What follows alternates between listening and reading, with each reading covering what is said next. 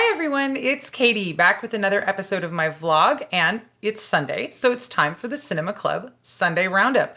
This is also the end of our Halloween watch list. Well, technically the end of the list is tonight, but we'll get to that.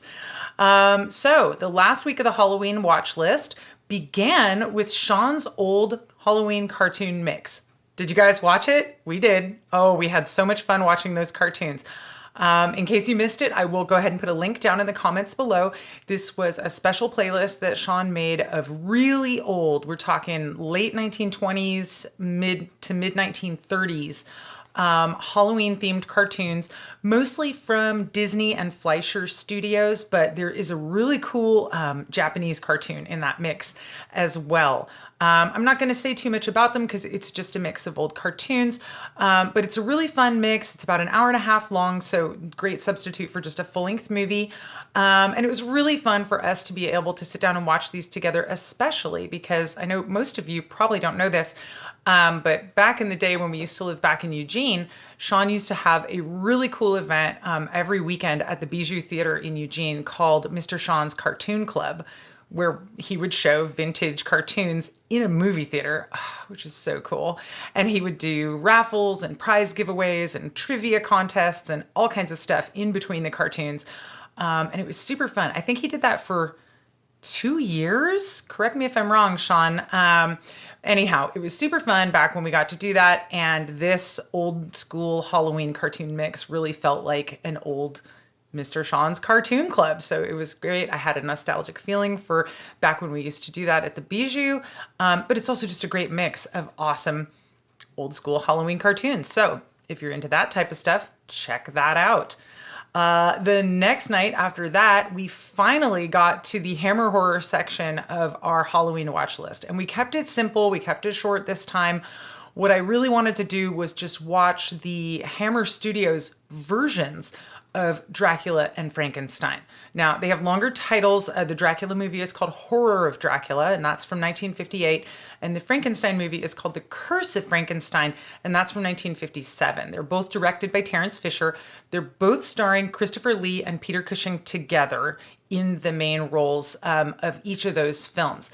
They're really interesting movies because even though they're dealing with the same subject matter as those old school Universal movies from 1931, of course, these are nearly 30 years later. They're in color, they're British, they are dealing with a different time period, and so they can kind of like show more. There's more gore, there's more horrifying situations in those versions than there are, you know, in the 1931 Universal Pictures movies. There's a lot of stuff that winds up being kind of implied or not directly shown on camera due to both the technical limitations of the time and also the limitations of what could be shown to an audience at the time, what you could get away with.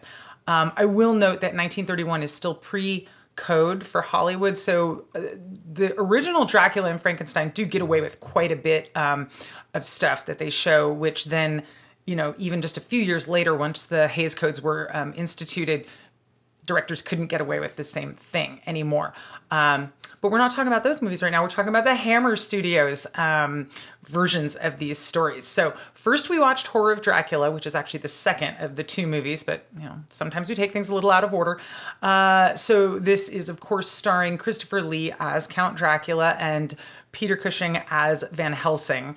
And it is the traditional story from the novel by Bram Stoker, but they do take some liberties with the story. And I will note that both of these films actually have different endings than the Universal Pictures versions of these stories. So they took some liberties with the storytelling and the actual structure of the story, but boy, they still come out great. I'm not going to say what the specific endings are, but both of these movies have very good endings that are not what you expect if you know these stories already. Christopher Lee is my second favorite Dracula. I'm, as you guys know, a diehard Bela Lugosi fan, and so he's always my number one Dracula forever, but Christopher Lee comes in a very, very, very close second. And they play the role very differently, which is pretty interesting. Apparently, when he went to make the movie, Christopher Lee actually had never seen any other Dracula movie before in his life, and he just went back to basics and read the book like in the week preceding the beginning of filming for the movie. And so that's what he's acting from there. The Horror of Dracula is a sexier Dracula. I mean, it's always an erotic story because that's what the whole biting a lady on the neck and sucking her blood and all of this is. But again, because this movie is coming at the end of the 50s and in England instead of the beginning of the 30s in America, they can show a lot more of that and have it be sexier. And, you know, it's not an erotic film by any stretch of the imagination, but it definitely is more eroticized than the 1931 Dracula. It's an incredible film. The color is really amazing. The sets, Dracula's castle is unbelievable. It's just a great movie all the way around. Again, I don't really want to compare the two. I know I'm sitting here doing that comparison right now, but I don't feel like it's fair because they're just different interpretations of the same story. And again, I love both of them, and I love what the Hammer Studios folks did with their own versions of these stories. So Horror of Dracula, 1958, awesome. Totally recommended for any horror fan. If you've never checked out Hammer horror movies, definitely watch this one. You will not regret it. The next night after that, we watched The Curse of Frankenstein, which is from 1957. Again, directed by the same guy, Terence Fisher, starring the same guys. This time you have Peter Cushing playing as Dr. Frankenstein and Christopher Lee playing as the creature. Again, this movie came out the year before Horror of Dracula, and this was actually the first time that Peter Cushing and Christopher Lee worked together. Apparently, Peter Cushing was already a TV star, and so he was kind of a known name, but Christopher Lee wasn't. And apparently he was cast in the role of Frankenstein's monster just based on how tall he is, which is kind of amazing. What a thing to just luck into. I didn't realize Christopher Lee is apparently 6'5". That is a tall drink of water. He does an incredible job as the monster in this movie, and Cushing does an incredible job as the doctor as well. It's really cool because they had to stylize the monster completely differently from the original 1931 Universal Frankenstein. They've got a copyright on that makeup design. And so when the Hammer Studios folks were putting together their version of Frankenstein, they not only had to tell the story a little bit differently, but they actually had to come up with a totally different look for the creature. And it's really, really cool. This was actually our first time watching The Curse of Frankenstein, and we all loved it. It was great. Again, they do take some liberties with the plot. I don't want to spoil how it ends, but it doesn't end with the mob, with the angry villagers with all the pitchforks and torches and all of that, which is a little bit of a surprise.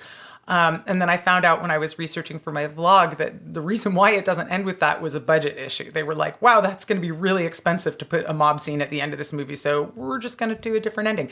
The ending that they came up with was pretty satisfying though. So if you are a Frankenstein fan, if you're a horror fan, if you're a Hammer horror fan, definitely see this movie.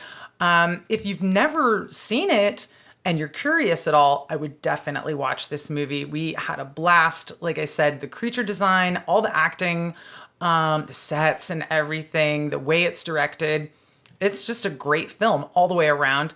And again, at this point, I'll watch any Hammer horror that has Peter Cushing and Christopher Lee in it together. They're fantastic. They have great chemistry. They're both incredible actors. There's not really much more to say about it than that. So I'll move on to the next movie. I'm trying to go a little quicker this week because we have a lot of movies to get through. But now I'm going to slow down because the next night after that, we watched An American Werewolf in London. My favorite werewolf movie of all time, directed by one of my favorite directors of all time, John Landis. This movie came out in 1981.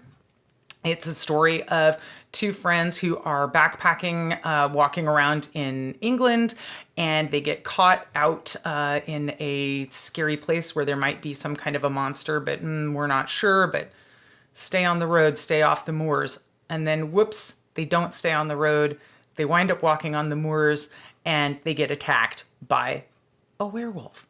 One of the friends winds up getting killed. The other one winds up getting, you guessed it, turned into a werewolf. Then we have a really interesting sort of mid-movie where David, the guy who's been bitten by the werewolf, is in the hospital recovering from his injuries, and he keeps having these intense dreams. And as the story goes on, the dreams get like crazier and crazier and crazier. And the special effects, the makeup work by Rick Baker is incredible. And the dream sequences are incredible. And I don't know what else to say about this movie, except if you've never seen it, you have to see it. It is the best werewolf movie ever, in my opinion. It has the best werewolf transformation scene ever, in my opinion.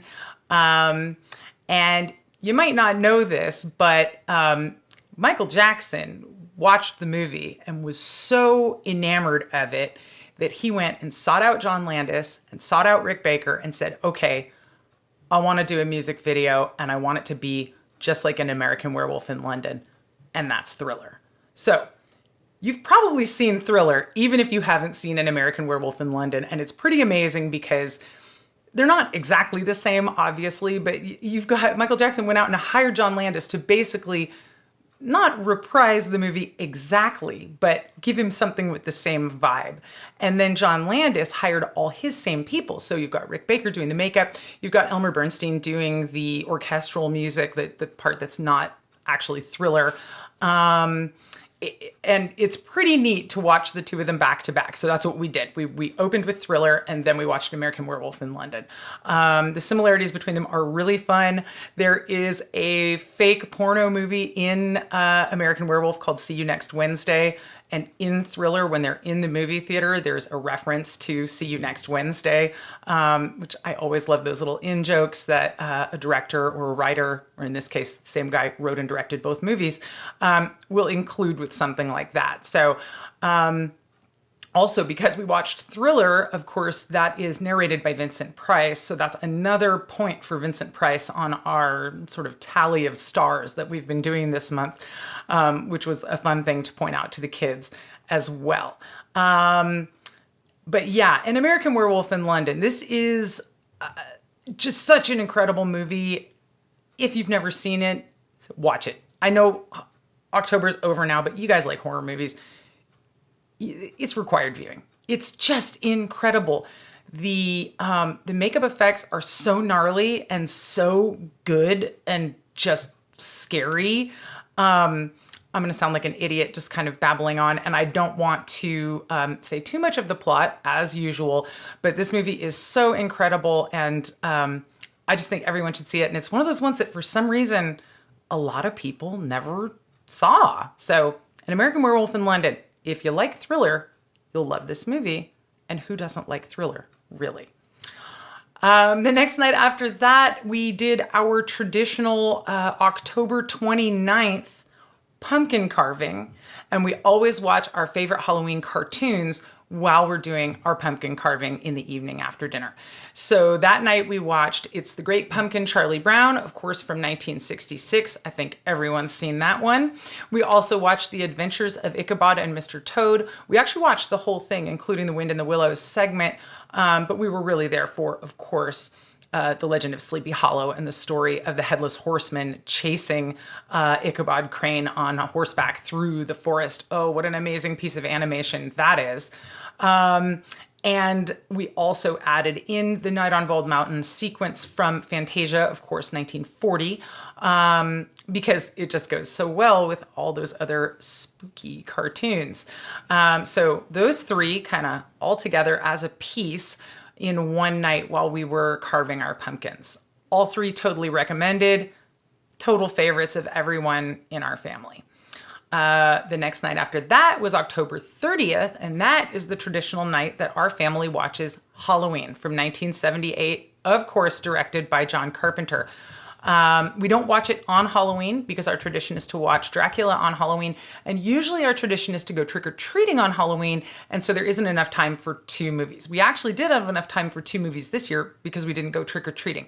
But we went ahead and watched Halloween on the 30th because that's our tradition that we do. And it's pretty fun. Get yourself pumped up the day before Halloween by watching this movie. So Halloween from 1978, one of our favorites around here. Have you guys already seen it? If you haven't seen it recently, watch it again. If you've never seen it, you owe it to yourself to watch this movie. It is a classic of the slasher genre. It is a classic John Carpenter movie. It's got great performances from literally everyone who's in it. But man, Donald Pleasance as Dr. Loomis is just like chewing the scenery up with his overacting and like hiding in the bushes and shouting at teenagers, and just he goes pretty hog wild with it, and it's pretty great. I did learn in my research that apparently John Carpenter originally offered, he's got to be a Hammer fan, because he originally offered the role of Dr. Loomis to Peter Cushing, who had just been Moff Tarkin in Star Wars like the year before. Peter Cushing turned him down because the budget was too low and he wasn't going to get paid very much. Then John Carpenter turned around and said, okay, well, if I can't get Peter Cushing, let me see if I can get Christopher Lee. Christopher Lee also turned the role down, and he is quoted as saying that turning down the role of Dr. Loomis in Halloween was the biggest mistake of his career. Kind of interesting to think about that alternate timeline where he actually took the role and you have Christopher Lee hiding in the bushes, overacting, shouting at kids to stay away from Michael Myers' house, and all of that stuff. Pretty wild to think of it that way. There's always sort of like these alternate timeline productions of things. But anyhow, Halloween, as it stands, is an incredible movie. It's an almost perfect movie. I have exactly one criticism of the movie. They filmed it in May, which obviously if you want to release a movie at Halloween, you have to film it in the summertime. You can't film it the year before at Halloween and then hold it for an entire year. Meanwhile, the studio's not making their money back. But so this means all the leaves on all the trees are green when they're walking around outside in Haddonfield. And it's a little bit distracting because, you know, hello, the leaves are orange and yellow and red right now. So that one little piece, it interferes just a tiny bit with your willing suspension of disbelief. But if you can ignore that one thing, which it's pretty easy to ignore because we're literally talking about the leaf color in the background. Other than that, this is basically a perfect movie. The writing is super tight. The acting is great by everybody. The effects are great. The music. Original score by John Carpenter. Apparently he scored the film in 3 days, wrote that incredibly iconic Halloween theme song. The use of music in the film is incredible. Michael Myers' spooky way that he kind of is standing nearby and then the camera turns and then turns back and then he's gone and then it turns and then maybe he's over there. I've seen this movie like 30 times. It still gets me every single time. I know every time when he's going to pop up and it still gets me. It still scares me every single time. That's how effective it is. That's how good it is. It's an incredible movie. What can I say? 10 out of 10. Required viewing if you're a horror head, if you want to watch a slasher. You know, it does have slasher content in it. So if that's not your bag, don't watch this one. But everyone else, I mean, if you have any level of tolerance for this stuff at all, you owe it to yourself to see the original Halloween 1978. Some of the sequels are good. Some of them, we won't talk about remakes either. Moving on, the last night of our list was, of course, last night, which was Halloween. We, as I've said multiple times, have a family tradition of watching Dracula from 1931, starring Bela Lugosi, directed by Todd Browning, who also directed Freaks, which we talked about a few weeks ago. I don't have much to say about this movie, except I think it's perfect. Bela Lugosi makes it as Dracula. He is Dracula. When people pretend to be Dracula in general, they are pretending to be Bela Lugosi as Dracula. They do his accent. They dress up in his version of what Count Dracula looks like. It's just such an incredibly iconic film. It's an incredibly iconic performance. He does so much with so little. He doesn't say much. So much of the movie is like a close shot of his face with the incredible lighting, like just on his eyes, or just a look that he's giving someone, or just one word that he says. It's all in the way he just completely embodies Count Dracula. He's suave, he's debonair, he's scary. He does an incredible job. The other actors in the film do an incredible job as well. The whole film is amazing. The castle is amazing. The way that they do, 1931, very limited special effects, but you have, sort of like flappy wing puppet bats will fly across and they go right off camera, and then the camera turns and then Dracula's standing there. Lots of smoke machine, lots of implying something using sounds. But if you allow yourself to get into it, it is just so effectively creepy and really scary. And when Lugosi really turns it on, like, bam, you see it. He goes from, again, this sort of suave, debonair count from Eastern Europe into a monster. And he does it very, very well. So that's another 10 out of 10, perfect movie, totally required viewing.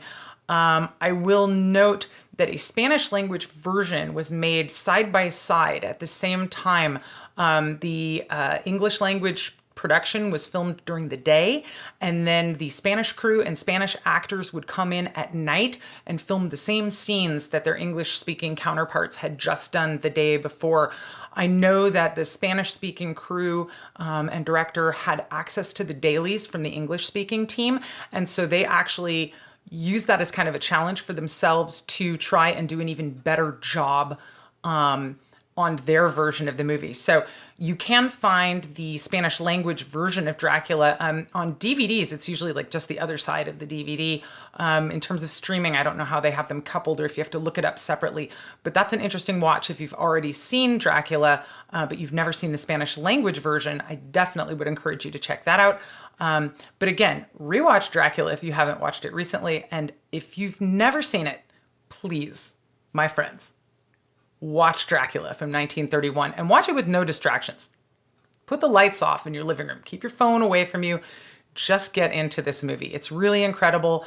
It just has such a great overall feeling to it. I will note the one thing it's missing is any form of music. There's a little bit of Swan Lake right at the beginning in the opening credits, but then after that, there's just no music in the film at all, which is a little bit odd because music plays such a big part in films. But this is kind of a standout. There's just no score for this film. So Dracula, 1931. And then our bonus movie last night, because we had time for a second movie, we wound up watching Comedy of Terrors from 1963. It's not even a horror movie, but this is a comedy starring Vincent Price, Boris Karloff, Peter Lorre, Basil Rathbone, amongst others. Vincent Price plays a drunk mortician. Peter Lorre is his abused assistant. They don't have enough work and they are a year behind on their rent. Wow, how did they not get evicted before this? And so in order to drum up new business, Vincent Price decides to start going out killing people so that he can get paid. And it just is a great comedy. It's a very dark comedy, obviously, because of the subject matter. He hates his wife as well, and is constantly trying to poison his father-in-law, who's played by Boris Karloff, as this doddering old, he's just this old man who's totally not with it anymore. He's great. And Basil Rathbone plays the landlord who's after the rent, who they decide to kill two birds with one pillow by killing the landlord. So they don't have to pay rent and they can get money for doing his funeral. But it goes a little sideways because they think they've got him dead, but then he turns out to not be dead. So I'm not going to say more than that. Hopefully I've piqued your curiosity. I just tried this one on a whim a couple weeks ago and thought it was so funny. I had to stop watching it by myself so that I could watch it with everyone else as part of Cinema Club. So we did, and it was very funny and really a great one. And so our count at the end, we've been doing this kind of trying to keep track of how many movies starring all of these different guys did we watch. And unless we counted wrong, We have Boris Karloff as the winner for the month with 6 different movies that we watched with him. And then Vincent Price coming in second with 5 movies, and Bela Lugosi in third place with 4 movies. Vincent Price actually would have gotten all the way to 6 and tied with Karloff if we had watched Witchfinder General, but Henry was sick that night, so we skipped that one. But I think we're going to watch it in the next week because I really want the kids to see that one. So, this is a long one. I better wrap it up. You guys let me know what you've been watching this last week and what plans you have for movies coming up. Tonight, we're going to end our Halloween watch list with The Nightmare Before Christmas because, of course, that's not a Halloween movie. It starts today, the day after Halloween, but it's really a Christmas movie. So in our family, we say you can watch it any time between November 1st and December 24th, and the kids really, really, really want to watch it. So we're going for that November 1st tonight. All right, you guys, thanks so much for watching. I will be back in a few more days with another episode of my vlog. Until then, stay safe and take care out there, and I will see you next time.